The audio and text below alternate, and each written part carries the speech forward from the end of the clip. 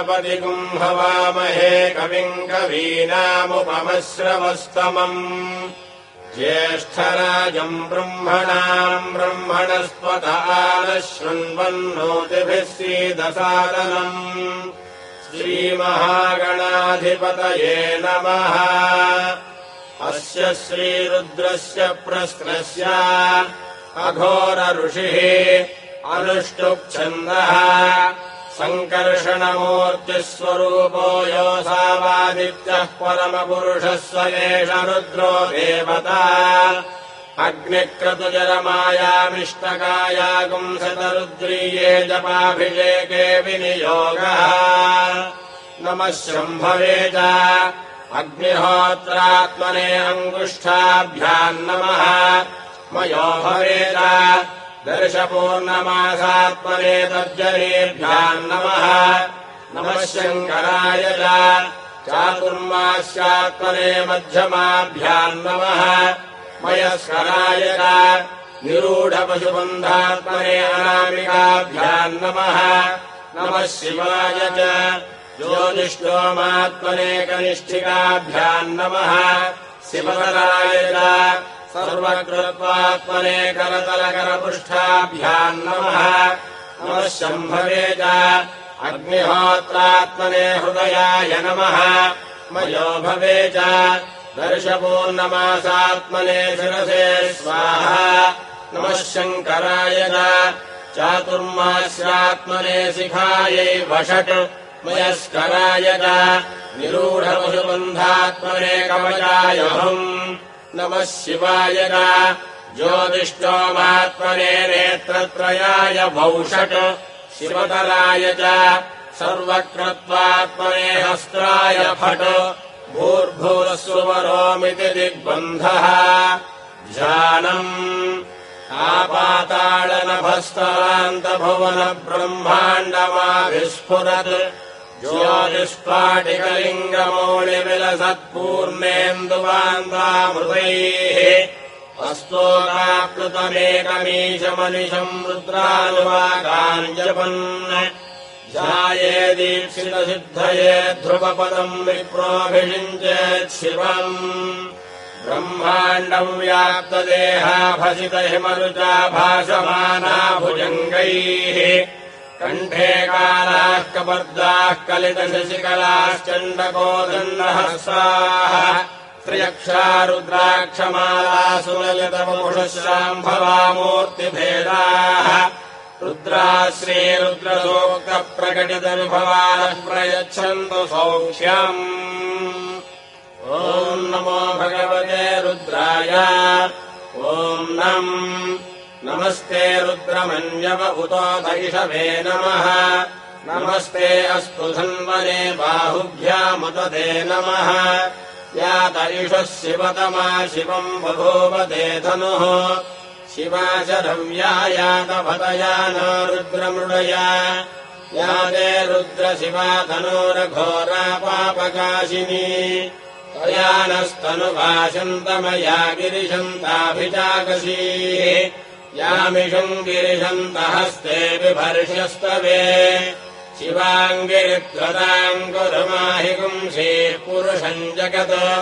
शिवेन वचसा त्वा गिरिशाच्छा वदामसि यथा नः सर्वमिज्जगदयक्ष्मकुम् सुमना असत् अध्यवोचदधिभक्ता प्रथमो दैव्याभिषक् अहीगुश्च सर्वान् जम्भयन् सर्वाश्च यातु धान्यः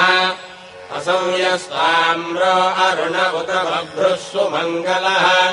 ये चेमागुम् रुद्रा अभितो दिक्षुः श्रिताः सहस्रशो वैशागुम् हेणयीमहे असंयोभसर्पति नीलग्रीभो विलोहितः उदैनम् गोपा अदृशन्नदृशन्नुदहार्यः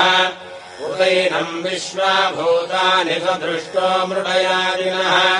नमो अस्तु नीलग्रीवाय सहस्राक्षाय मीढुषे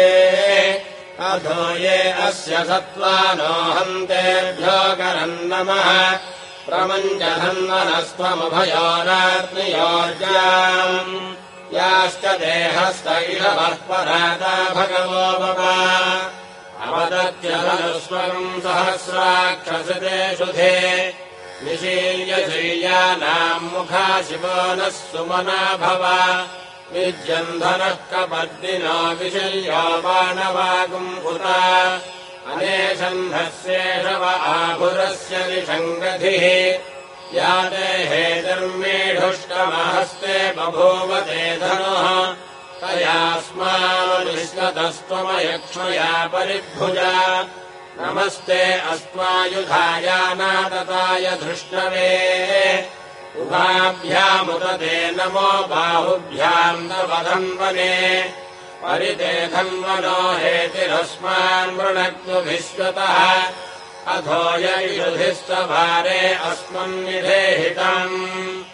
नमस्ते अस्तु भगवन् विश्वेश्वराय महादेवाय त्र्यम्बकाय त्रिपुरान्तकाय त्रिराग्निकालाय कालाग्निरुद्राय नीलकण्ठाय मृत्युञ्जयाय सर्वेश्वराय सदाशिवाय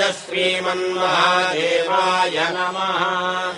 नमो हिरण्यवाहवे सेनान्ये दिशाम् च पतये नमो नमो वृक्षेभ्यो हरिकेशेभ्यः पशूनाम् पतये नमो नमः सस्मिञ्जराय त्रिशीमते पथीनाम् पतये नमो नमो बभ्रुषाय विव्याधिनेन्नानाम् पतये नमो नमो हरिकेशायोपवीतिने पुष्टानाम् पतये नमो नमो भवस्य हेत्यैकताम् पतये नमो नमो रुद्राय तकाविने क्षेत्राणाम् पतये नमो नमः सूताय हन्त्याय वनानाम् पतये नमो नमो रोहिताय पतये वृक्षाणाम् पतये नमो नमो मन्त्रिणे वाणिजाय कक्षाणाम् पतये नमो नमो भवन्तये वार्यवस्तुताय औषधीनाम् पतये नमो नम उच्चैर्घोषाय क्रन्दयते पत्तीनाम् पतये नमो नमः कृत्स्रवीताय धावते सत्त्वनाम् पतये नमः नमः सहमानाय निव्याधिन आव्याधिनीनाम् पतये नमो नमः ककुभाय निषङ्गिणे सेनानाम् पतये नमो नमो निषङ्गिण युषिवते तस्कराणाम् पतये नमो नमो वञ्चते परिवञ्चते सायूनाम् पतये नमो नमो निजेरवे परिचरायारण्यानाम् पतये नमो नमः श्रुकामिभ्यो जिघागुंसभ्यो विष्णदाम् पतये नमो नमो शिमभ्यो नक्तञ्जलभ्यः प्रकुन्दानाम् पतये नमो नम उष्णीषिणे गिरिजराय कुलुञ्चानाम् पतये नमो नमः विष्णुभ्यो धन्वामिभ्यश्च वो नमो नम आदन्वानेभ्यः प्रतिदधानेभ्यश्च वो नमो नम आयच्छद्भ्यो विसृजभ्यश्च वो नमो नमोऽस्यभ्यो विद्यद्भ्यश्च वो नमो नम आसीनेभ्यश्च यानेभ्यश्च वो नमो नमः स्वपद्भ्यो जाग्रभ्यश्च वो नमो नमस्तिष्ठद्भ्यो धावद्भ्यश्च वो नमो नमः सभाभ्यः सभावदिभ्यश्च वो नमो नमो अश्वेभ्यो स्वपदिभ्यश्च वो नमः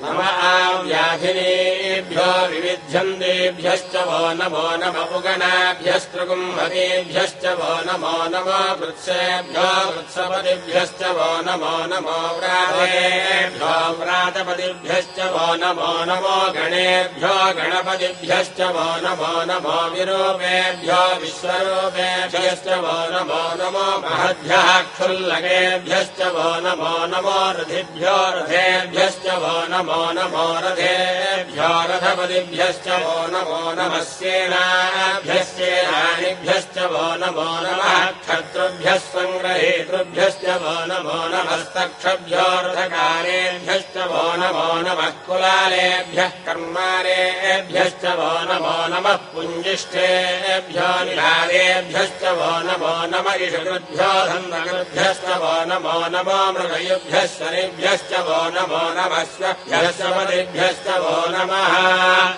नमो भवाय च रुद्राय च नमः शर्वाय च पशुपतये च नमो नीलग्रीवाय च शितिकण्ठाय च नमः प्रवर्तिने च युक्तकेशाय च नमः सहस्राक्षाय च शतधन्वने च नमो गिरिशाय च शिपिभिष्टाय च नमो मेधुष्टमाय चेषुमते च नमो ह्रस्वाय च वामनाय च नमो बृहते च वर्षीयसे च नमो वृद्धाय च संवृद्धने च नमो अग्र्याय च प्रथमाय च नमः आशवे च जिराय च नमः शीघ्रियाय च शीघ्राय च नमः ऊन्याय च वस्वन्याय च नमः स्रोतस्याय च दीप्याय च नमो ज्येष्ठाय च कनिष्ठाय च नमः पूर्वजाय च परजाय च नमो मध्यमाय च पगल्भाय च नमो जघन्याय च बुद्धियाय च नमः श्रोभ्याय च प्रतिशल्याय च नमो याम्याय च क्षेम्याय च नमो उर्भर्याय च खल्याय च नमः श्रोभ्याय च वधान्याय च नमो वन्याय च कक्ष्याय च नमः श्रवाय च प्रतिश्रवाय च नमः आशुषेणाय च सुरधाय च नमः शूराय चामभिन्नते च नमो भर्मिणे च वरोधिने च नमो बिल्मिने च कवचिने च नमः श्रुताय च श्रुतसेनाय च नमो दुन्दुभ्याय च हनन्याय च नमो धृष्णवे च प्रमृजाय च नमो धूताय च प्रहिताय च नमो निषङ्गिणे च सुधिमते च नमः तीक्ष्णेधवेरायुधे च नमः स्वायुधाय च सुधन्वने च नमः श्रुत्याय च पच्छाय च नमः काट्याय च नीत्याय च नमः सूद्याय च सरस्याय च नमो नाद्याय च वैशन्ताय च नमः कूप्याय च भट्याय च नमो वर्ष्याय च वर्षाय च नमो मेघ्याय च विद्युत्याय च नमः ईद्रियाय च तप्याय च नमो वात्याय च रेश्म्याय च नमो वास्तव्याय च वास्तुवाय च नमः सोमाय च रुद्राय च नमस्ताम्राय च अरुणाय च नमः शङ्गाय च पशुपतये च नमः उग्राय च भीमाय च नमो अग्रे वधाय च दूरे वधाय च नमो अन्ध्रे च हनीयसे च नमो वृक्षेभ्यो हरिकेशेभ्यो नमस्ताराय नमः शम्भवे च मयो भवे च नमः शङ्कराय च मयस्कराय च नमः शिवाय च शिवतराय च नमस्तीर्थ्याय च कूर्याय च नमः पार्याय च भार्याय च नमः प्रतरणाय चोत्तरणाय च नमः आधार्याय चालाद्याय च नमः शिष्प्याय च भेन्याय च नमः शिखत्याय च प्रवाह्याय च नमः हिरण्याय च प्रवत्स्याय च नमः क्रिगंशिलाय च क्षयणाय च नमः कपर्दिने च पुलस्तये च नमो गोष्ठ्याय च गुह्याय च नमः स्तल्प्याय च गेह्याय च नमः कात्याय च गह्वरेष्ठाय च नमो आर्तदय्याय च निवेष्ट्याय च नमः पागुंसव्याय च रजस्याय च नमः शुष्क्याय च हरिद्याय च नमो लोप्याय च लभ्याय च नमः ऊर्व्याय च शून्याय च नमः पन्याय च पन्नसज्जाय च नमो मकरमाणाय चाभिघ्नते च नमः आक्षितते च प्रक्षितते च नमो वह्किर्येभ्यो देवानागुम्भतयेभ्यो नमो विक्षीणकेभ्यो नमो विजम्भत्केभ्यो नमः आनिर्हतेभ्यो नमः आमीवत्केभ्यः द्रापे अन्धसस्पते दरिद्रन्नीललोहिता येषाम् वरुषाणामेषाम् पशूनाम् माभेर्मा रोमो येषाम् किञ्चनाममद याते रुद्रशिवा तनोः शिवाभिश्वाह भेषजी शिवा रुद्रस्य भेषजी तया नामृजीवसे इमागुम् रुद्राय तमसे कभर्जिने क्षयद्वीराय प्रभामहे मतिम् यथा नः शमसद्विपदे चतुष्पदे विश्वम् पुष्टम् ग्रामे अस्मिन्ननातुरम् मृडाना रुद्रोतनामयस्कृधि क्षयद्वीराय नमसा विधेमते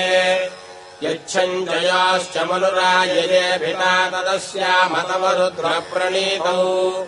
मानो महान्तमुतमानो अर्भकम् मानमुक्षन्तमुतमानमुक्षितम्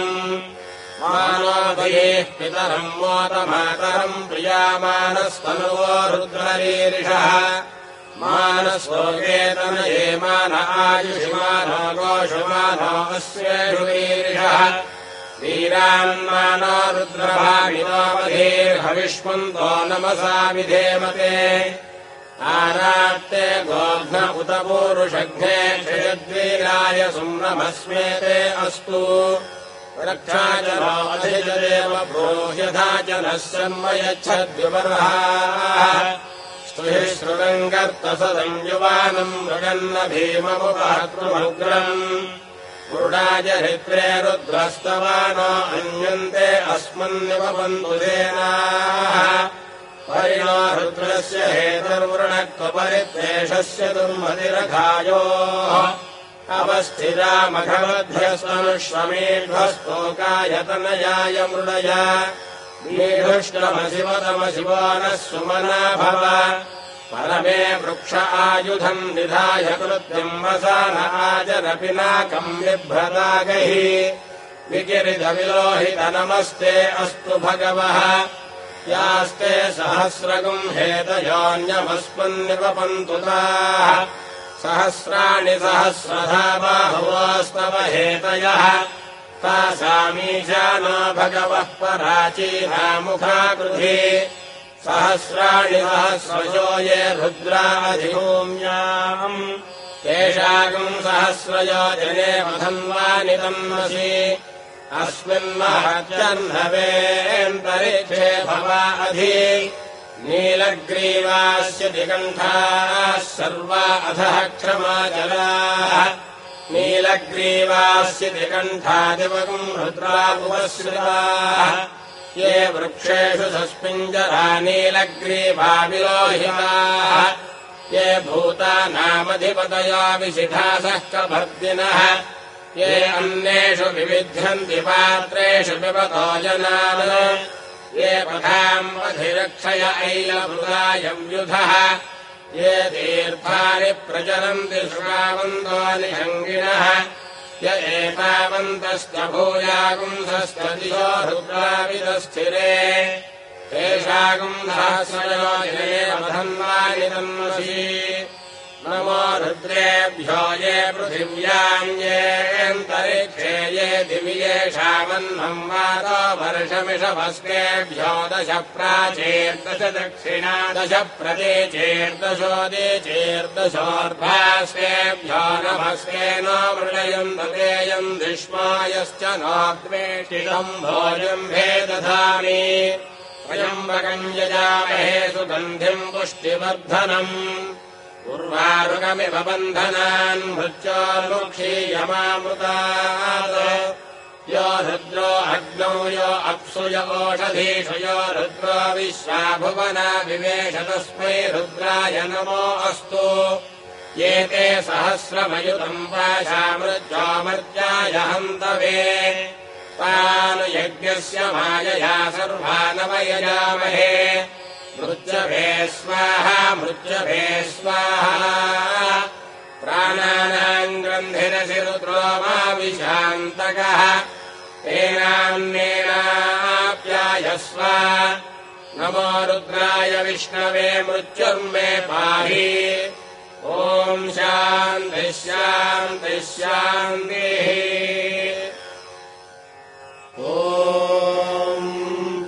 अग्ना विष्णो सजाशसेमा वर्धन्तु वाङ्गिरः जुम्नैर्वाजेभिरागतम् वाजश्च मे प्रसवश्च मे प्रयतिश्च मे प्रसिदिश्च मे धीतिश्च मे क्रतुश्च मे स्वरश्च मे श्लोकश्च मे श्रावश्च मे श्रुतिश्च मे ज्योतिश्च मे शुभश्च मे बाणश्च मे वानश्च मे व्यानश्च मे सुश्च मे चित्तम् च महाधीतम् च मे वाक्च मे मनश्च मे चक्षुश्च मे श्रोत्रम् च मे दक्षश्च मे बलम् च महोजश्च मे सहश्च महायुश्च मे जरा च आत्मा च मे तनोश्च मे जन्म च मे वन्म च मेऽङ्गानि च मे स्थानि च मे पुरोवंश च मे शरीराणि च मे ज्येष्ठम् च महाधिपत्यम् च मे मन्युश्च मे भावश्च मे वश्च मेऽम्भश्च मे देवा च मे महिमा च मे परिमा च मे प्रतिमा च मे भर्ष्मा च मे द्राघुया च मे वृद्धम् च मे बुद्धिश्च मे भक्तिम् च मे श्रद्धा च मे जगच्च मे धनम् च मे वशश्च मे कृषिश्च मे क्रीडा च मे बोधश्च मे जातम् च मे जनिष्यमाणम् च मे सूक्तम् च मे सुकृतम् च मे वित्तम् च मे वेद्यम् च मे भूतम् च मे भविष्यच्च मे मे सुगञ्च मे सुपथञ्च मर्धञ्च मर्धिश्च मे क्लुप्तञ्च मे क्लुप्तिश्च मे मतिश्च मे सुमतिश्च मे सञ्च मे मयश्च मे प्रियञ्च मे नुकामश्च मे कामश्च मे सौमनसश्च मे भद्रञ्च मे श्रेयश्च मे वश्यश्च मे यशश्च मे भगश्च मे द्रविणञ्च मे यन्ता च मे धत्ता च मे क्षेमश्च मे धृतिश्च मे विश्वञ्च मे महश्च मे संविच्च मे ज्ञात्रञ्च मे सोश्च मे प्रसोश्च मे सीरञ्च मे लयश्च मरदञ्च मे मृदञ्च मे यक्ष्मञ्च मे रामयश्च मे जीवातुश्च मे दीर्घायुत्वञ्च मे न मित्रञ्च मे भयञ्च मे सुखञ्च मे शयनञ्च मे सोषाच मे सुदिनञ्च मे ऊर्च मे सौनृताच मे पयश्च मे रसश्च मे घृतञ्च मे मधुच मे सद्भिश्च मे सपेतिश्च मे कृषिश्च मे वृष्टिश्च मे जैत्रञ्च मौद्भिज्यञ्च मे रजश्च मे राजश्च मे पुष्टञ्च मे पुष्टिश्च मे विभुज मे प्रभुज मे बहुज मे भोजश्च मे पूर्णञ्च मे पूर्णतरञ्च मे क्षयश्च मे कूजवाश्च मे अन्नञ्च मे क्षृश्च मे बीहयश्च मे जवाश्च मे माषाश्च मे तिलाश्च मे मुद्गाश्च मे खल्वाश्च मे गोधूमाश्च मे मधुराश्च मे प्रियङ्गवश्च मे नवश्च मे श्यामाकाश्च मे दीवाराश्च मे अस्माच मे मृत्तिकाच मे घरयश्च मे पर्वताश्च मे सिगताश्च मे वनस्पतयश्च मे हिरण्यञ्च मे यश्च मे शीलञ्च मे प्रभुश्च मे श्यामञ्च मे लोहञ्च मे अग्निश्च आपश्च मे वीरुधश्च मौषधयश्च मे कृष्णभज्यञ्च मे कृष्णभज्यञ्च मे ग्राम्याश्च मे पशव आरण्याश्च यज्ञेन कल्पन्ताम् वित्तञ्च मे वित्तिश्च मे भूतञ्च मे भूतिश्च मे वसुच मे वसतिश्च मे कम्मच मे शक्तिश्च मेऽर्धश्च मयेमश्च मयितिश्च मे गतिश्च मे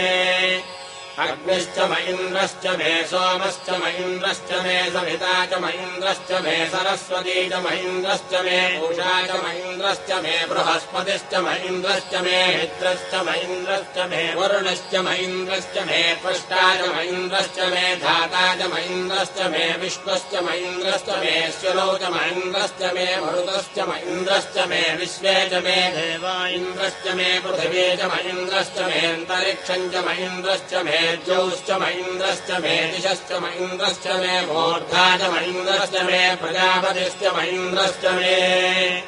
अगुंसुश्च मे रश्मिश्च मे दाभ्यश्च मेऽधिपतिश्च म उपागुंसुश्च मेऽन्तर्यामश्च म इन्द्रमायवश्च मे मैत्रावरुणश्च म आश्विनश्च मे प्रस्थानश्च मे शुक्रश्च मे मन्धी च म आग्रजणश्च मे वैश्वदेवश्च मे ध्रुवश्च मे वैश्वानरश्च म रुद्राश्च मे दिग्राह्याश्च मे इन्द्राग्यश्च मे वैश्वदेवश्च मे मरुत्वदीयाश्च मे माहेन्द्रश्च म आदित्यश्च मे सावित्रश्च मे सारस्वतश्च मे पौष्णश्च मे पात्रीपदश्च मे हारीयोजनश्च मे युद्धश्च मे बर्हिश्च मे वेदिश्च मे धिष्णियाश्च मे सृजश्च मे च मगाश्च मे ग्रावाणश्च मे स्वरवश्च मौपरवाश्च मे धिषवणे च मे रोणकलशश्च मे वायुव्यानि च मे भूतभृत्य महाघवनीयश्च महाग्नेर्धम् च मे हविर्धानम् च मे गृहाश्च मे सदश्च मे पुरोडाशाश्च मे वजनाश्च मे वबुधश्च मे स्वगाकारश्च मे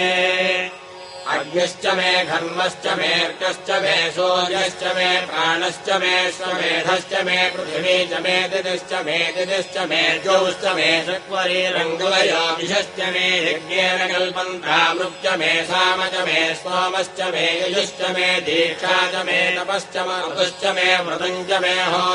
होरात्रयोर्वृष्ट्या बृहद्रथन्धरे च मे यज्ञेन कल्पेताम्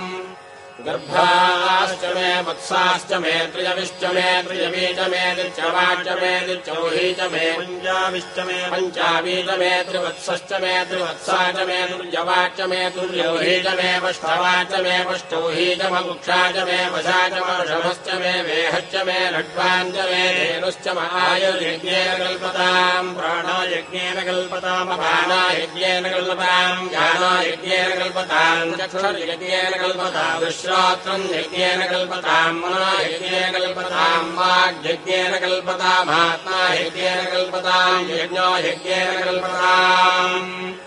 एका च मे तिस्रश्च मे पञ्च च मे सप्त च मे नव च मे एकादश च मे त्रयोदश च मे पञ्चदश च मे सप्तदश च मे नवदश च मे एकविंशतिश्च मे त्रयोविंशतिश्च मे पञ्चविंशतिश्च मे सप्तविंशतिश्च मे नवविंशतिश्च मे एकत्रिंशच्च मे त्रयस्त्रिंशच्च मे चतुस्रश्च मे षोडश मे द्वादश च मे षोडश च मे विंशतिश्च मे चतुर्विंशतिश्च मे षाविंशतिश्च मे द्वात्रिंशच्च मे षट्त्रिंशच्च मे चत्वारिंशच्च मे चतुश्चत्वारिंशच्च मे अष्टाचत्वारिंशच्च मे वाजश्च प्रथमश्च पितश्च क्रतुश्च शुभश्च मूर्धाजन्यश्च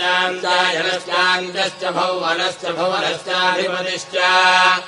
इडादेवहोर्मनर्यज्ञनेर्बृहस्पतिर्खामदानेगुंसिषद्विश्वे देवासोऽग्रवाजः पृथिर्मायुंसेर्मधुमनिष्ये मधुजनिष्ये मधुवक्ष्यामि मधुमदिष्यामि मधुमतेम् देवेभ्यो वाचमुद्यासगुं शुश्रूषेण्याम् मनुष्येभ्यः सम्मा देवावन्तु शोभायै पितरो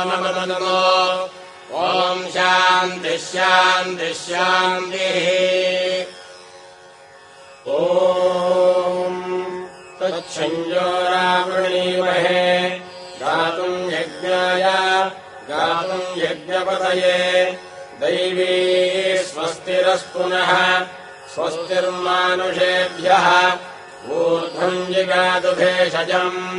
शन्नास्तु द्विपदे सञ्जतुष्पदे ॐ शान्तिः शान्तिः शान्तिः सहस्रशीर्षा पुरुषः सहस्राक्षः सहस्रपाद स भूमिम् विश्वतो भूत्वा अत्यतिष्ठद्दशाङ्गुलम् पुरुष एवेदकम् सर्वम्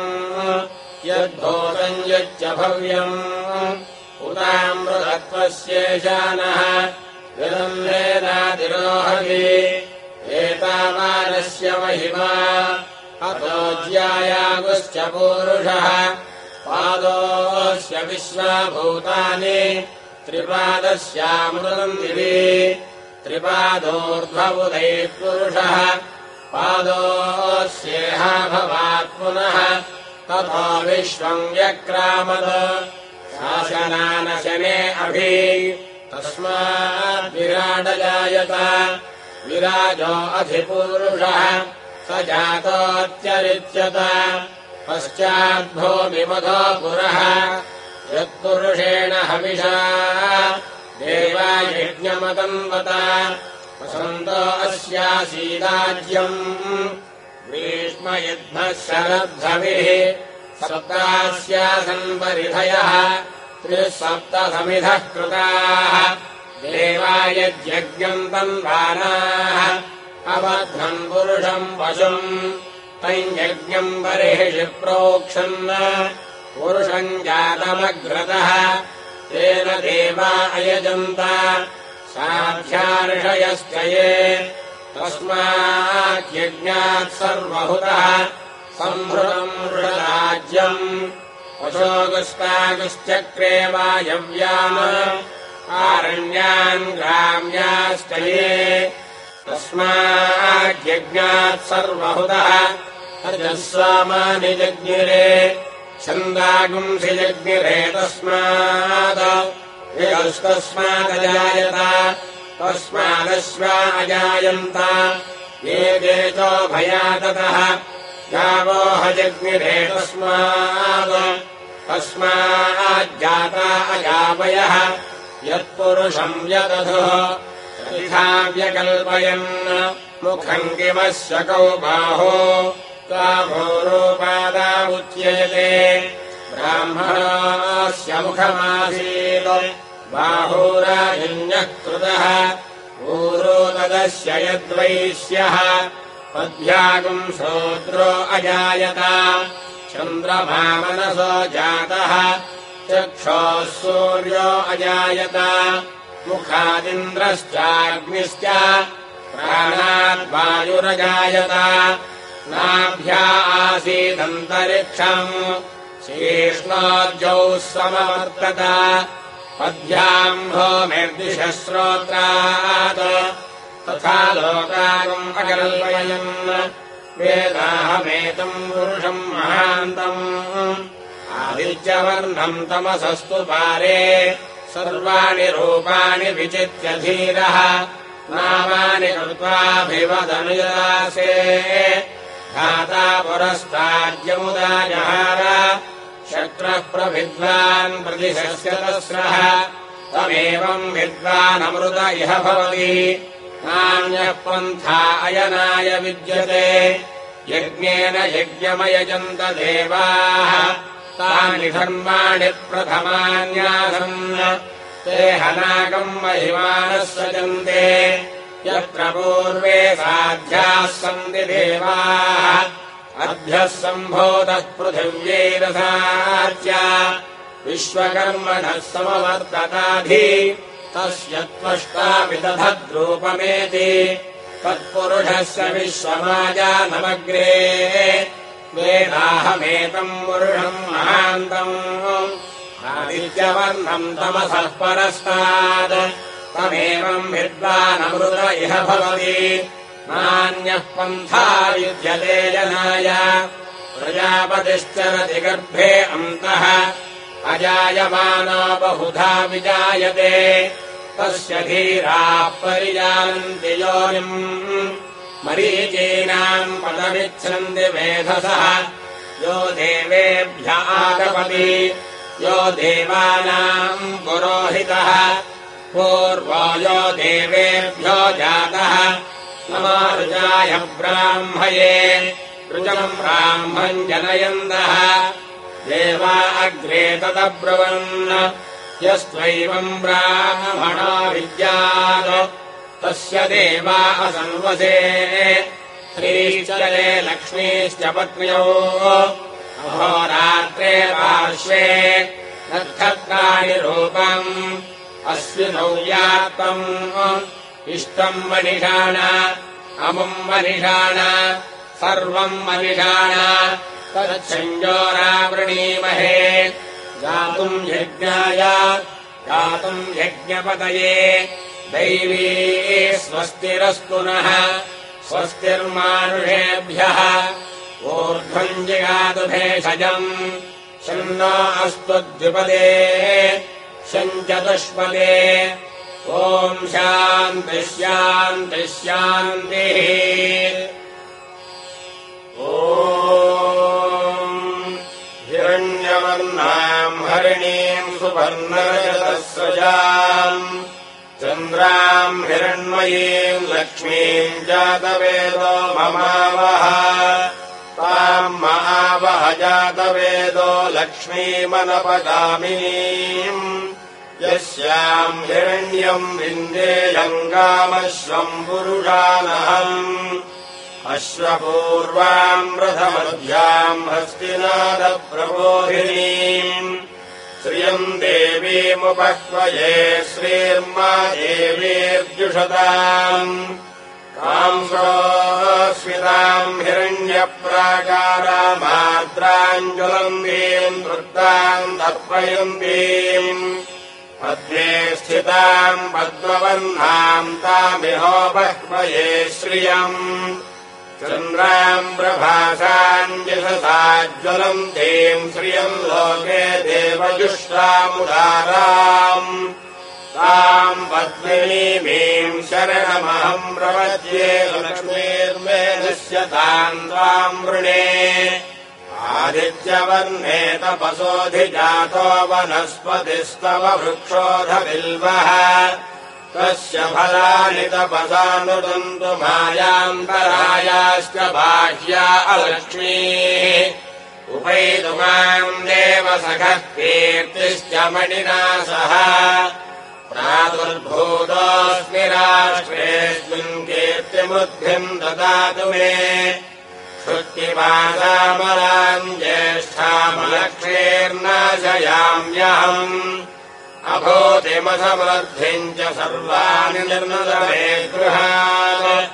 गन्धद्वाराम् दुराधर्षाम् नित्यपुष्टाम् करीषिणीम्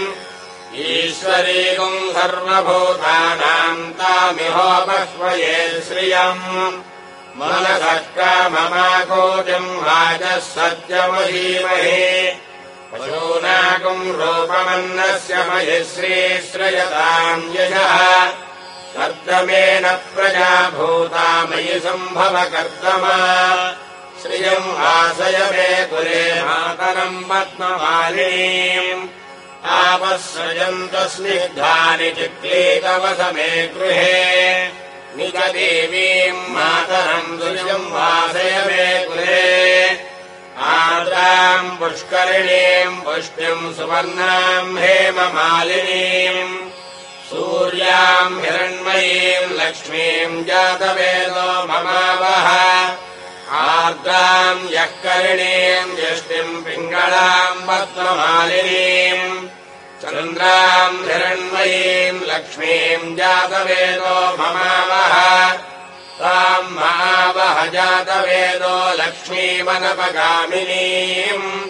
यस्याम् हिरण्यम् प्रभूतम् गावो दास्योऽश्वानविन्देयम् पुरुषानहम् यस्य प्रयता भूत्वा जुहुयादाद्यमन्नहम् श्रियः पञ्चदशजञ्ज श्रीकामस्ततरञ्जपेद आनन्दः कर्दमश्चैव चिक्लीत इति विश्रुताः ऋषयस्ते त्रयः पुत्राः स्वयम् श्रीदेवदेवता पद्मानने पद्मभूरो पद्माक्षी पद्मसम्भवे त्वम् माम् भयस्व पद्माक्षी येन सौख्यम् लभाम्यहम् अश्वदायि च गोदायि धनदायि महाधने धनम् मे जुषताम् देवीम् सर्वकामार्थसिद्धये पुत्रपौत्रधनम् धान्यम् हस्त्यश्वाजाभिगोरथम् प्रजानाम् भवसि माता आयुष्मन्तम् करोतु माम् चन्द्राभाम् लक्ष्मीमीशानाम् सूर्याभाम् श्रियमेश्वरीम् चन्द्रसूर्याग्निसर्वाभाम् श्रीमहालक्ष्मीमुपास्महे धनमग्निर्धनम् वायुर्धनम् सूर्योधनम् वसुः धनमिन्द्रो बृहस्पतिर्वरुणम् धनमश्नुते वैरतेय सोमम् पिबतु वृत्रः सोमम् धनस्य सोमिनो मह्यम् ददातु सोमिनी न क्रोधो न जमात्सर्यम् न लोभो नाशुभामतिः भवन्त्य कृतपुण्यानाम् भक्तानाम् श्रीसूक्तम् जपेत् सदा वर्षम् सुते विभावरिदिवो अभ्रस्य विद्युतः सोऽहम् तु सर्वबीजान्यपब्रह्मद्विषोऽयि पद्मप्रिये पद्मिनि पद्महस्ते पद्मालये पद्मदलायताक्षे विश्वप्रिये विष्णुमनोनुकूले त्वत्पादपद्मम् महिषम् निधत्स्व यासा पद्मासनस्था विमलघटितटे पद्मपत्रायताक्षी गम्भीरा पत्तनाभिस्तनभरणमिता शुभ्रवस्त्रोत्तरीया लक्ष्मीर्दिव्यैर्गजेन्द्रैर्मणिगणखचितैः स्नापिता हेमकुम्भैः नित्यम् सा पद्महस्ता मम वसतु गृहे सर्वमाङ्गल्ययुक्ता लक्ष्मीम् क्षीरसमुद्रराजतनयाम् श्रीरङ्गधामेश्वरीम् दासीभूतसमस्तदेववलिताम् लोकैकदीपाङ्कुराम् श्रीमन्मन्दकटाक्षलब्धविभवद्ब्रह्मेन्द्रगङ्गाधराम् त्वाम् त्रैलोक्यकुटुम्बिनीम् सरसिजाम् वन्दे मुकुन्दप्रियाम् शुद्धलक्ष्मीर्मोक्षलक्ष्मीर्जयलक्ष्मीः सरस्वती श्रीलक्ष्मीर्वरलक्ष्मीश्च प्रसन्ना मम सर्वदा वराङ्कुशोपाशमभीतिमुद्राम् करैर्वहन्तीम् कमलासनस्ताम् बालार्ककोटिप्रतिभाम् त्रिनेत्राम् भजेऽहमम्बाम् जगदीश्वरीम् ताम् सर्वमङ्गलमाङ्गल्ये शिवे सर्वार्थसाधिके शरण्ये त्र्यम्बके देवि नारायणि नमोऽस्तु ते महालक्ष्मी च विद्महे विष्णुपत्नी च धीमहि तन्नो लक्ष्मीः प्रचोदयात् ॐ धाता पुरस्ताद्यमुदा जहार शक्रः प्रविद्वान् प्रतिशश्चतस्रः तमेवम् विद्वानमृत इह भवति नान्यः पन्था अयनाय विद्यते सहस्रशीर्षम् देवम् विश्वाक्षम् विश्वशम्भुवम् विश्वम् नारायणम् देवमक्षरम् परमम् पदम् विश्वतः परमान्नित्यम् विश्वम् नारायणकम् हरिम् विश्वमेवेदम् पुरुषस्तद्विश्वमुपजीवति पतिम् विश्वस्यात्मेश्वरगुम् शाश्वतगुम् शिवमच्युतम् नारायणम् महाज्ञेयम् विश्वात्मानम् परायणम् नारायणपरो ज्योतिरात्मा नारायणः परः नारायणपरम् ब्रह्मतत्त्वम् नारायणः परः नारायणपरो ध्याताध्यानम् नारायणः परः यच्च किञ्चिज्जगत्सर्वम् दृश्यते श्रूयतेऽपि वा अन्तर्बहिश्च तत्सर्वम् व्याप्य नारायणः स्थितः अनन्तमव्ययम् कविगुम् समुद्रेन्दम् विश्वशम्भुवम् पद्मकोशप्रतीकाशगुम् हृदयम् चाप्यधोमुखम् अधो निश्चापि तस्यान्तेनाभ्यामुपरि तिष्ठति ज्वालमालाकुलम् भाति विश्वस्यायतनम् महत् सन्ततगम् शिलाभिस्तुलम् वत्याकोशसन्निभम् तस्यान्तेषु शिरगुम् सूक्ष्मम् तस्मिन् सर्वम् प्रतिष्ठितम् तस्य मध्ये महानग्निर्विश्वार्चिर्विश्वतो मुखः सोऽग्रभग्विभजम् तिष्ठन्नाहारमजरः कविः तिर्ययोर्ध्वमधशायीरश्मयस्तस्य सन्तता सन्तापयति स्वम् देहमापादतलमस्तकः तस्य मध्ये वह्निशिखा अणीयोऽर्धाव्यवस्थितः नीलतो यतमध्यस्ताद्विद्युल्लेखे बभास्वरा नीवारशोकवत्तन्वीपीताभास्वच्चणोपमा तस्याः शिखाया मध्ये परमात्मा व्यवस्थितः स ब्रह्म सदिवः स हरिश्चेन्द्रः सोऽक्षरः परमस्वराट् योपाम् पुष्पम् वेद पुष्पवान् प्रजावान् पशुवान् भवति चन्द्रमा वा अपाम् पुष्पम् पुष्पवान् प्रजावान् पशुवान् भवति य एवम् वेद योपामायतनम् वेद आयतनवान् भवति अग्निर्वा अपामायतनम् आयतनवान् भवति योऽग्नेरायतनम् वेद आयतनवान् भवति आपो वा अग्नेरायतनम् आयतनवान् भवति य एवम् वेद योपामायतनम् वेद आयतनवान् भवति वायुर्वा अपामायतनम् आयतनवान् भवति यो वायोरायतनम् वेद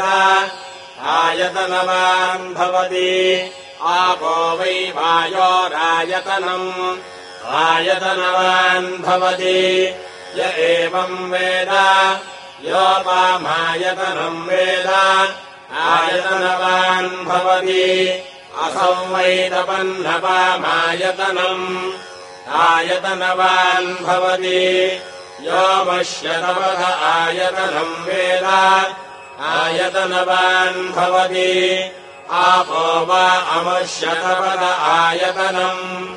आयतनवान् भवति य एवम् वेद योपामायतनम् वेद आयतनवान् भवति चन्द्रमा वा अपामायतनम् आयतनवान् भवति यश्चन्द्रमस आयतनम् वेद आयतनवान् भवति आपो वै चन्द्रमस आयतनम् आयतनवान् भवति य एवम् वेद योपामायतनम् वेद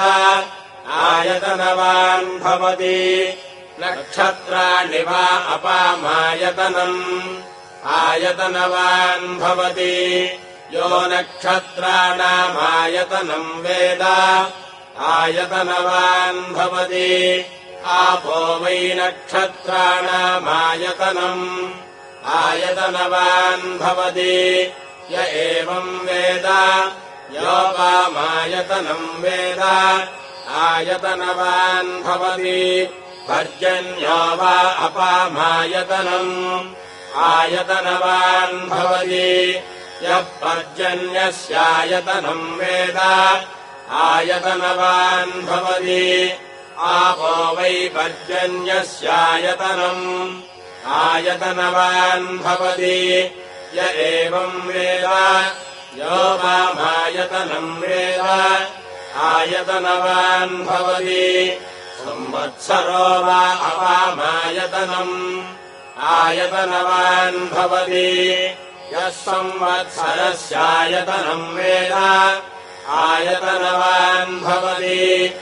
आपो वै संवत्सरस्यायतनम् आयतनवान् भवति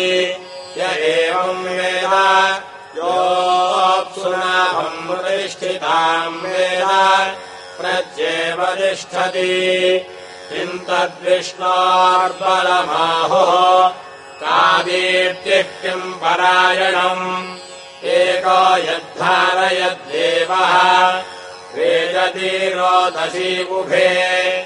वाताद्विष्णोर्बलमाहुः अक्षराद्दीप्तिरुच्यते कृपणाद्धारयद्देवः यद्विष्णोरेकमुत्तमम् राजाधिराजाय प्रसह्यसाहिने नमो वयम् वै श्रवणाय कुर्महे समे कामान् कामकामाय मह्यम् कामेश्वरो वै श्रवणो ददातु कुबेराय वै श्रवणाय